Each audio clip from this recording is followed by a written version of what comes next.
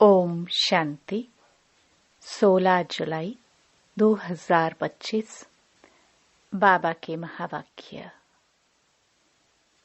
मीठे बच्चे, जो सर्व की सद्गति करने वाला जीवन मुक्ति दाता है, वह आपका बाप बना है। तुम उनकी संतान हो, तो कितना नशा रहना चाहिए। प्रश्न: किन बच्चों की बुद्धि में बाबा की याद निरंतर नहीं ठहर सकती है? उत्तर: जिन्हें पूरा पूरा निश्चय नहीं है, उनकी बुद्धि में याद ठहर नहीं सकती। हमको कौन सिखला रहे हैं, यह जानते नहीं तो याद किसको करेंगे। जो यथार्थ पहचान कर याद करते हैं, उनके ही विकर्म विनाश होते हैं। बाप स्वयं ही आकर अपनी और अपने घर की यथार्थ पहचान देते हैं। ओम शांति।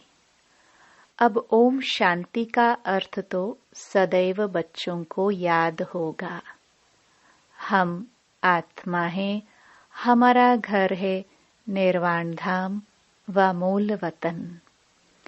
बाकी भक्ति मार्ग में मनुष्य जो भी पुरुषार्थ करते हैं, उनको पता नहीं कहाँ जाना है, सुख किसमें है, दुख किसमें है, कुछ भी पता नहीं। यज्ञ, तप, दान, पुण्य, तीर्थ आदि करते सीढ़ी नीचे उतरते ही आते हैं। अभी तुमको ज्ञान मिला है तो भक्ति बंद हो जाती है। घंटे, घड़ियाल आदि वह वातावरण सब बंद। नई दुनिया और पुरानी दुनिया में फर्क तो है ना। नई दुनिया है पावन दुनिया। तुम बच्चों की बुद्धि में है सुख धाम। सुख धाम को स्वर्ग, दुख धाम को नरक कहा जाता है। मनुष्य शांति चाहते हैं, परंतु वहां कोई भी जा नहीं सकते। बाप कहते हैं, मैं जब तक यहाँ भारत में न आऊं, तब तक मेरे सिवाय तुम बच्चे जा नहीं सकते। भारत में ही शिव जयंती गाई जाती है। निराकार जरूर साकार में आएगा ना। शरीर बिगर आत्मा कुछ कर सकती है क्या? शरीर बिगर तो आत्मा भटकती रहती है, दूसरे तन में भी प्रवेश कर लेती है। कोई अच्छे होते हैं, कोई चंचल होते हैं, एकदम तवाई बना लेती है। आत्मा को शरीर जरूर चाहिए।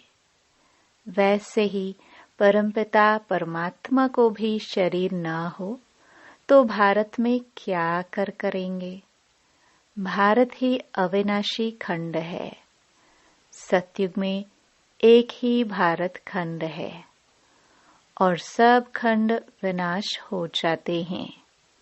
गाते हैं, आदि सनातन देवी देवता धर्म था। यह लोग फिर आदि सनातन हिंदू धर्म कह देते हैं। वास्तव में शुरू में कोई हिंदू नहीं, देवी देवताए थे।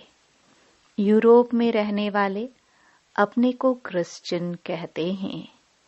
यूरोपियन धर्म थोड़े ही कहेंगे।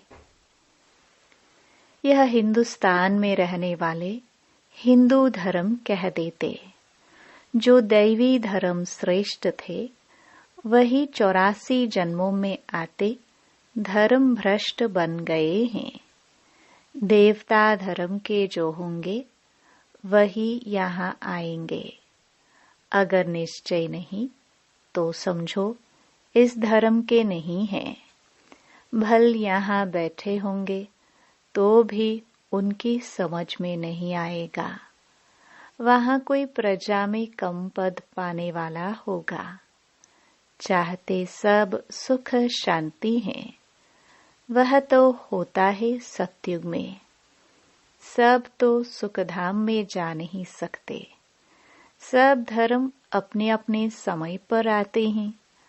अनेक धर्म है, झाड़ वृद्धि को पाता रहता है। मूल थोर है देवी देवता धर्म। फिर है 3 ट्यूब। स्वर्ग में तो यह हो ना सके। द्वापर से लेकर नए धर्म निकलते हैं। इनको वैरायटी ह्यूमन ट्री कहा जाता है। विराट रूप अलग है। यह वैरायटी धर्मों का झाड़ है। किस्म किस्म के मनुष्य हैं। तुम जानते हो कितने धर्म हैं? सतयुग आदि में एक ही धर्म था। नई दुनिया थी। बाहर वाले भी जानते हैं, भारत ही प्राचीन बहिष्ठ था। बहुत साहूकार था, इसलिए भारत को बहुत मान मिलता है। कोई साहूकार गरीब बनता है तो उस पर तरस खाते हैं। बेचारा भारत क्या हो पड़ा है। यह भी ड्रामा में पार्ट है। कहते भी हैं सबसे जास्ती रहमदिल ईश्वर ही है, और आते भी भारत में हैं। गरीबों पर जरूर साहूकार ही रहम करेंगे ना। बाप है बेहद का साहूकार, ऊंच ते ऊंच बनाने वाला। तुम किसके बच्चे बने हो? वह भी नशा होना चाहिए। परमपिता परमात्मा शिव की हम संतान हैं, जिसको ही जीवन मुक्ति दाता सद्गति दाता कहते हैं। जीवन मुक्ति पहले पहले सतयुग में होती है। यहाँ तो है जीवन बंध। भक्ति मार्ग में पुकारते हैं, बाबा बंधन से छुड़ाओ। अभी तुम पुकार नहीं सकते। तुम जानते हो बाप जो ज्ञान का सागर है, वही वर्ल्ड की हिस्ट्री ज्योग्राफी का सार समझा रहे हैं। नॉलेजफुल हैं। वह तो खुद कहते हैं मैं भगवान नहीं हूँ। तुम्हें तो देह से न्यारा देही अभिमानी बनना है। सारी दुनिया को, अपने शरीर को भी भूलना है। यह भगवान है नहीं। इनको कहते ही हैं बाप दादा। बाप है ऊंच ते ऊंच। यह पतित पुराना तन है। महिमा सिर्फ एक की है। उनसे योग लगाना है, तब ही पावन बनेंगे। नहीं तो कभी पावन बन नहीं सकेंगे। और पिछाड़ी में हिसाब किताब चुकतो कर सजाए खाकर चले जाएंगे। भक्ति मार्ग में हम सो हम का मंत्र सुनते आए हो। हम आत्मा सो परमपिता परमात्मा सो हम आत्मा। यही रॉन्ग मंत्र परमात्मा से बेमुख करने वाला है। बाप कहते हैं बच्चे, परमात्मा सो हम आत्मा कहना यह बिल्कुल रॉन्ग है। अभी तुम बच्चों को वर्णों का भी रहस्य समझाया गया है। हम सो ब्राह्मण हैं, फिर हम सो देवता बनने के लिए पुरुषार्थ करते हैं। फिर हम सो देवता बन क्षत्रिय वर्ण में आएंगे। और कोई को थोड़े ही पता है हम कैसे 84 जन्म लेते हैं, किस कुल में लेते हैं। तुम अभी समझते हो हम ब्राह्मण हैं।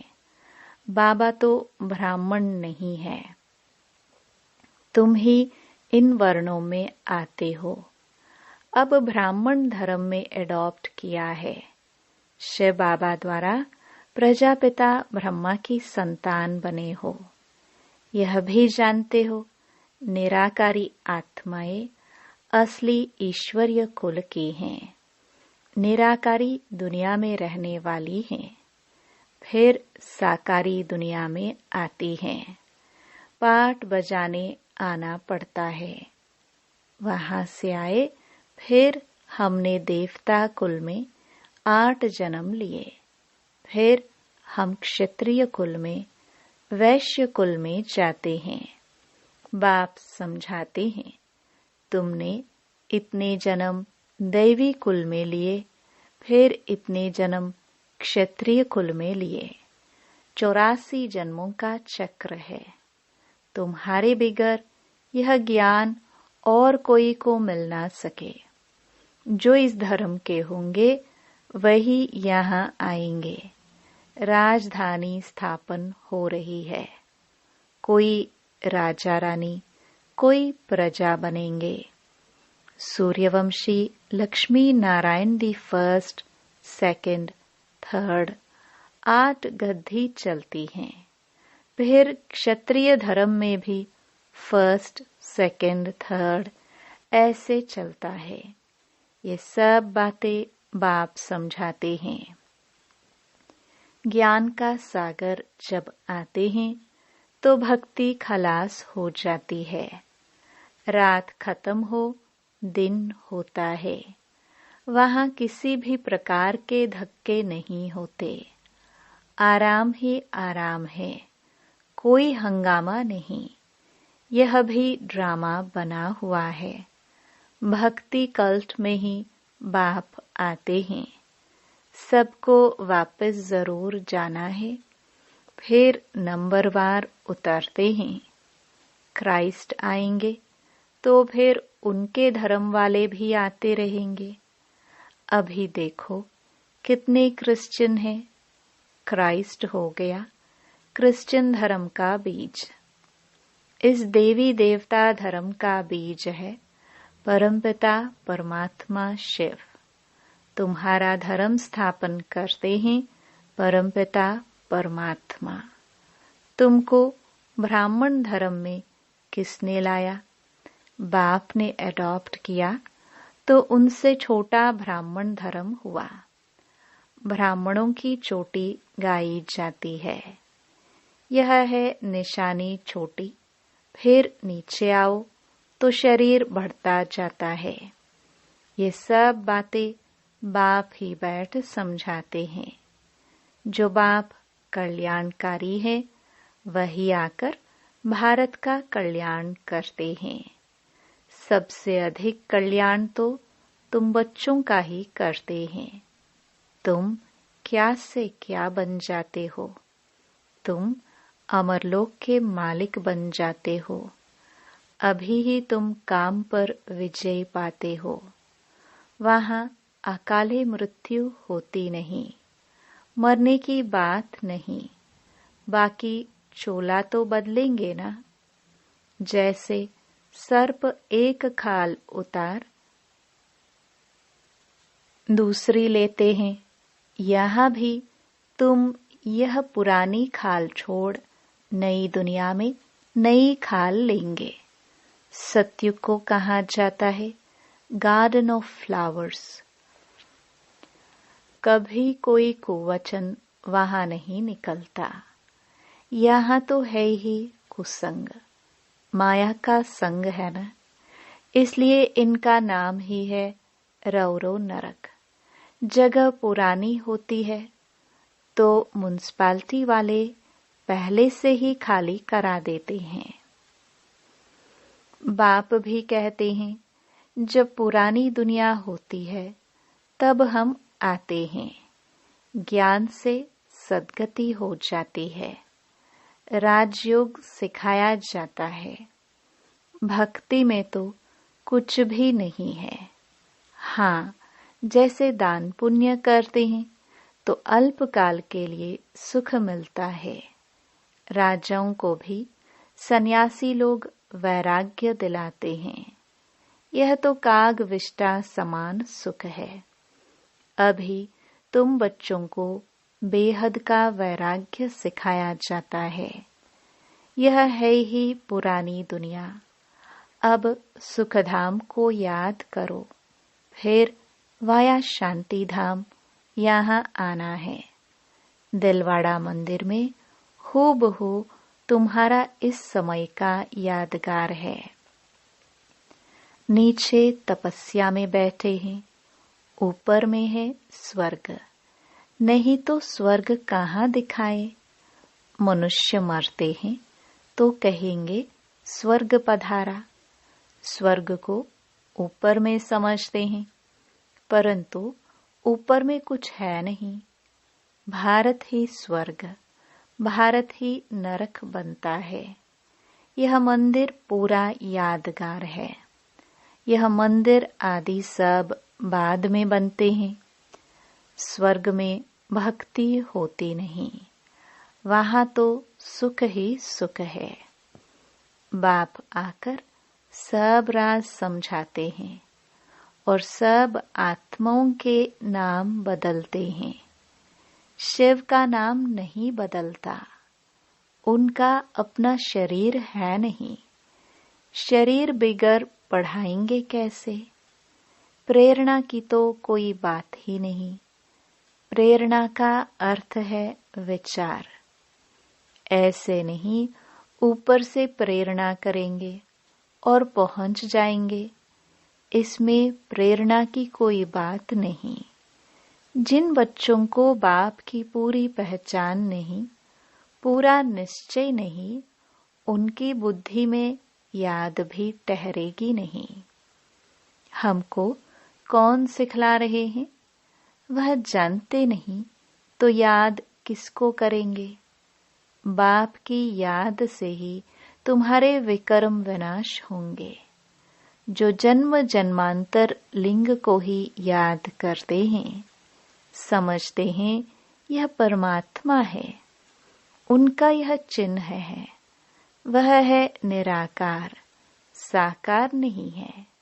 बाप कहते हैं मुझे भी प्रकृति का आधार लेना पड़ता है, नहीं तो तुमको सृष्टि चक्र का राज कैसे समझाऊं। यह है रूहानी नॉलेज। रूहों को ही यह नॉलेज मिलती है। यह नॉलेज एक बाप ही दे सकते हैं। पुनर्जन्म तो लेना ही है। सब एक्टर्स को पार्ट मिला हुआ है। निर्वाण में कोई भी जा नहीं सकता, मोक्ष को पा नहीं सकते। जो नंबर 1 विश्व के मालिक बनते हैं, वही 84 जन्मों में आते हैं। चक्र जरूर लगाना है। मनुष्य समझते हैं मोक्ष मिलता है। कितने मतांतर हैं। वृद्धि को पाते ही रहते हैं, वापस कोई भी जाते नहीं। बाप ही 84 जन्मों की कहानी बताते हैं। तुम बच्चों को पढ़कर फिर पढ़ाना है। यह रूहानी नॉलेज तुम्हारे सिवाय और कोई दे ना सके। न शूद्र न देवताए दे सकते हैं। सतयुग में दुर्गति होती नहीं जो नॉलेज मिले। यह नॉलेज है ही सदगति के लिए। सदगति दाता, लिबरेटर, गाइड एक ही है। सिवाय याद की यात्रा के कोई भी पवित्र बन न सके। सजाए जरूर खानी पड़ेगी, पद भी भ्रष्ट हो जाएगा। सबका हिसाब किताब चुकतो तो होना है ना। तुमको तुम्हारा ही बात समझाते हैं और धर्मों में जाने की क्या पड़ी है। भारतवासियों को ही यह नॉलेज मिलती है। बाप भी भारत में ही आकर 3 धर्म स्थापन करते हैं। अभी तुमको शूद्र धर्म से निकाल ऊंच कुल में ले जाते हैं। वह है नीच पतित कुल। अब पावन बनाने के लिए तुम ब्राह्मण निमित्त बनते हो। इनको रुद्र ज्ञान यज्ञ कहा जाता है। रुद्र शिव बाबा ने यज्ञ रचा है। इस बेहद के यज्ञ में सारी पुरानी दुनिया की आहुति पड़नी है। फिर नई दुनिया स्थापन हो जाएगी। पुरानी दुनिया खत्म होनी है। तुम यह नॉलेज लेते ही हो नई दुनिया के लिए। देवताओं की परछाई पुरानी दुनिया में नहीं पड़ती। तुम बच्चे जानते हो कि कल्प पहले जो आए होंगे वही आकर यह नॉलेज लेंगे।